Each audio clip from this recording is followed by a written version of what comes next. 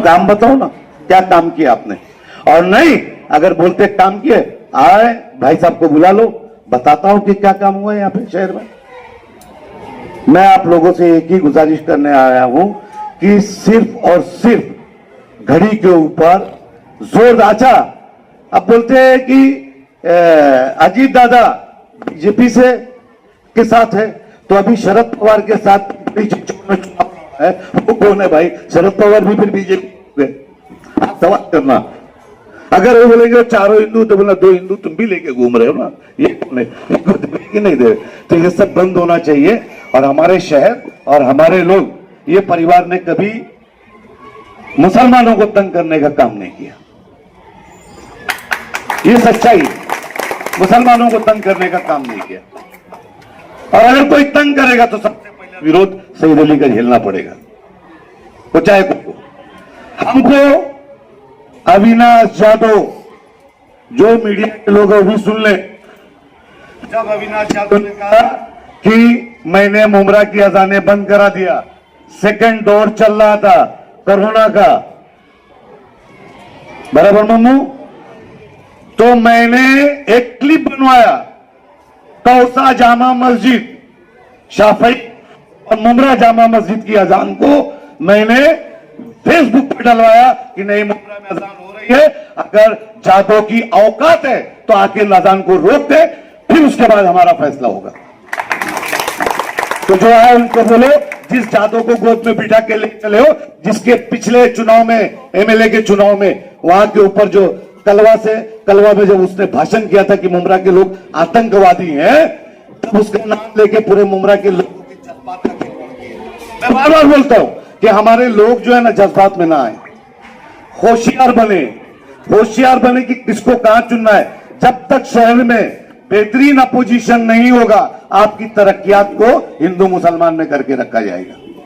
ये बंद होना चाहिए। और मैं आप लोगों से फिर बोल रहा हूं, क्योंकि यहाँ कोकन के लोग हैं, यहाँ टीचर बहुत है, सबको मालूम है म्युनिसिपैलिटी के स्कूल क्या है। भाई साहब मंत्री थे, 65 मुसलमानों को मैंने काम पे लगवाया, टीचर्स को, लेकिन उनको हटाने का काम चालू हुआ। उसके बाद मेरा झगड़ा हुआ कि ये क्या है, एक खानदेश के लोग जो है वो टीचर बनते हैं, उर्दू माध्यम से हमको नौकरी मिलती है, जोशी साहब एजुकेशन, मनीष जोशी एजुकेशन का होता, और उसके बाद मैं लड़ गया। इत्तेफाक ऐसा था कि उस वक्त मैं मंत्री था, करना पड़ा। 65 लोग वहां पे नौकरी के अंदर है, वो कौन लोग हैं? और नहीं तो कोई थाना से आ रहा है, कोई दादर से आ रहा है, कोई यहाँ से आ रहा है, नहीं मोहल्ला स्कूल टीचर है, उनको पूछिए कि भाई साहब का कितना बड़ा झगड़ा हुआ था। मैंने कहा था स्कूल बनाया जाए, आज तुमने स्कूल नहीं बनाया, और नजीब मुल्ला चुनाव हारने के बाद कितना करोड़ होता है स्कूल को? 6.5 करोड़, 25 करोड़ रुपया चाहिए। आप देख लीजिए, अगर सही तो अभी डेवलपमेंट की बात होना चाहिए। और ये बस हो गया, ये क्या नाम है अपना, मैंने कहा मेरी पार्टी को कि 2 आदमी को टिकट दे दो, अबू सैयद को दे दो 2 टिकट वो कर लो। नहीं सुने तो आप सुनो भाई साहब की एक बात, ना मैं छोड़ूंगा नहीं जब तक तुम्हारा एमएलए का चुनाव नहीं आ जाएगा। खुदा हाफिज, शुक्रिया।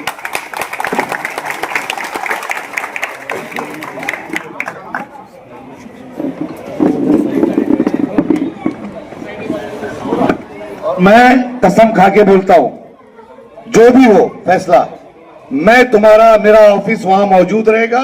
आपको जब जरूरत पड़ेगी तब मैं यहां पे मौजूद रहूंगा। आपको याद होगा पहले कोरोना के पीरियड में अगर किसी का ऑफिस चालू था, मैं वो नहीं बताना चाहता कि मैंने क्या किया, वो आप लोग खुद ही पता लगा लीजिए कि सिवाय भाई साहब के अलावा और किसी ने एक देखा है मेरा कि मैंने किसी को कुछ दिया है। शकील भाई बाकी बात में बता देंगे। खुदा हाफिज।